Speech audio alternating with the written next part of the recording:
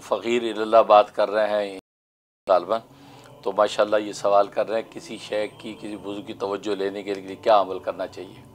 इसके लिए मुराकबा होता है, कसब फैज़ का मुराकबा आपने करना है। अगर पीरान पीर शेख अब्दुल क़ादिर जिलानी रहमतुल्लाह अलैह गौस पाक का जो है वो फैज़ लेना चाहते हैं उनका तसव्वुर करें, और किसी बुज़ुर्ग का लेना चाहते हैं वो करें।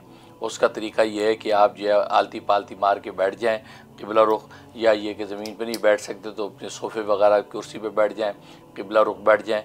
एक मरतबा सूरह फातिहा पढ़ें, 3 दफ़ा क़ुल हुवल्लाह पढ़ें, 3 दफ़ा दुरूद इब्राहिमी पढ़ें।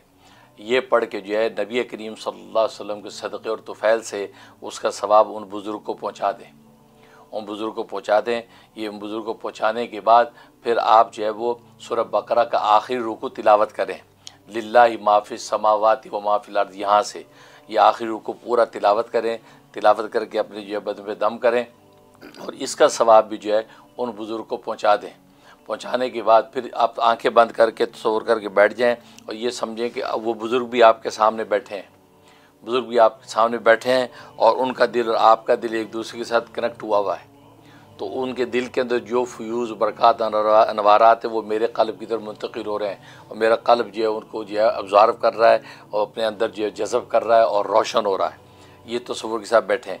तो इस तरीके से आप जो है वो जितनी देर भी बैठ सकते हैं, कम से कम 20 मिनट तो होना ही चाहिए, और 20 मिनट से ज़्यादा हो आधा घंटा 1 घंटा आप इसी तसव्वुर से बैठे रहें, और ज़बान से कोई ज़िक्र नहीं करना।